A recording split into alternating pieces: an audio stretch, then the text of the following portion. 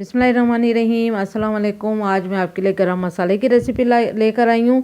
तो बहुत फरमाइश थी लोगों की, तो ये होममेड गरम मसाला है। और रेसिपी की तरफ जाने से पहले अगर आपने मेरे चैनल को सब्सक्राइब नहीं करा तो सब्सक्राइब के रेड बटन को दबाइए, बराबर में दिए गई बेल को क्लिक कीजिए ताकि मेरी रेसिपी आपके पास सबसे पहले आए।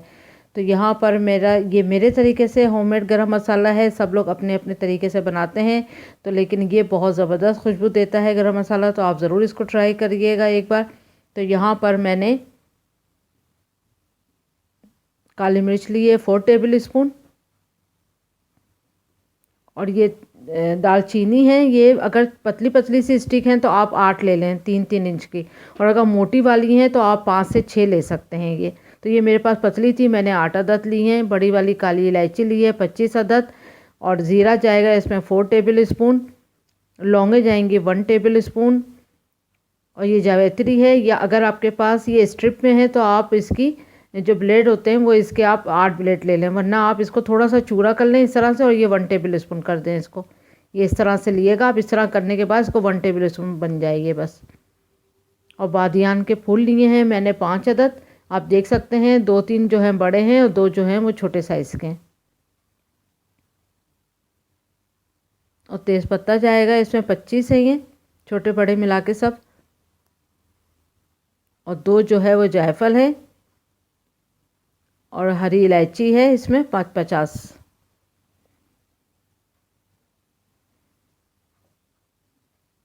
अब इसमें जितनी हार्ड चीज़ें हैं वो बड़ी, उनको हम तोड़ लेते हैं छोटे छोटे पीसेस में, ताकि जो हमारा ग्राइंडर के ब्लेड हैं वो टूटे नहीं या उन पर थोड़ा सा फ़र्क ना आए। और इसी तरह से दालचीनी के बाद हम बादियान के फूलों की भी पत्तियां जो हैं अलग अलग कर लेंगे। जो भी हार्ड चीज़ें हैं उनको तोड़ के छोटा कर लेना चाहिए, ताकि ब्लेड जो है ग्राइंडर के वो ख़राब ना हो। इसी तरह इसको भी अंदर से इसका खोल ऊपर से उतार देंगे जो हार्ड वाला होता है। और फिर भी देखें इसके अंदर से ये कितना हार्ड सा निकला है। तो अब इसको भी तोड़ के छोटा छोटा कर लेंगे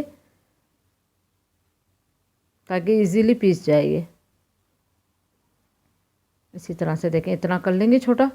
इसी तरह दूसरे को भी इसका छिलका उतार के फेंक देंगे। देखें, और फिर ये हार्ड सा जो होगा फिर इसको भी हम तोड़ लेंगे।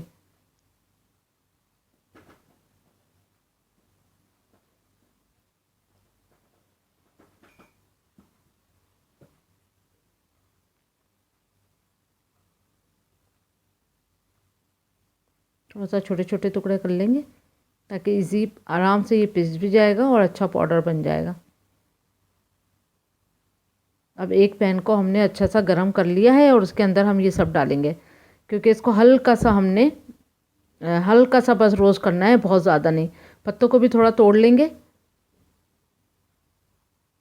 1-2 मिनट के लिए सिर्फ इसको फ्राई करेंगे मीडियम आंच पे, बहुत ज़्यादा नहीं, बस हल्का सा, ताकि ये जो सीली सीली सी होती हैं चीज़ें ये थोड़ा सा रोस्ट हो जाए। तो ये क्या होता है कि बहुत अरसे तक चलता है और बहुत अच्छी खुशबू भी आती है।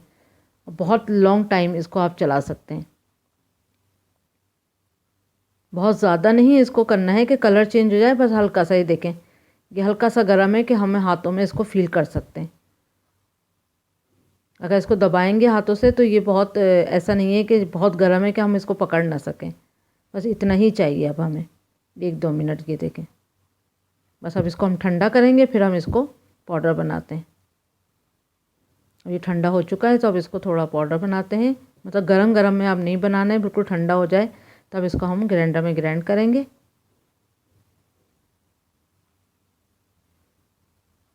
तो एक बार आप मेरे स्टाइल से इसको गरम मसाला बना के देखें तो बहुत ज़बरदस्त खुशबू आएगी खानों में। ये देखें कितना अच्छा सा पाउडर बन चुका है, ज़रा भी इसमें कुछ भी मोटा नहीं है। और ना ही जो आपके ग्राइंडर के ब्लेड हैं वो ख़राब होंगे। जितनी भी बड़ी चीज़ें और हार्ड चीज़ें हैं उनको छोटा कर लें या कूट लें हल्का हल्का सा। और रोस्ट ज़रूर करिएगा। रोस्ट करने के बाद खुशबू भी बहुत अच्छी आती है और बहुत लॉन्ग टाइम आप इसको सेव करके रख सकते हैं। अब इसको भी ग्राइंड कर लेंगे।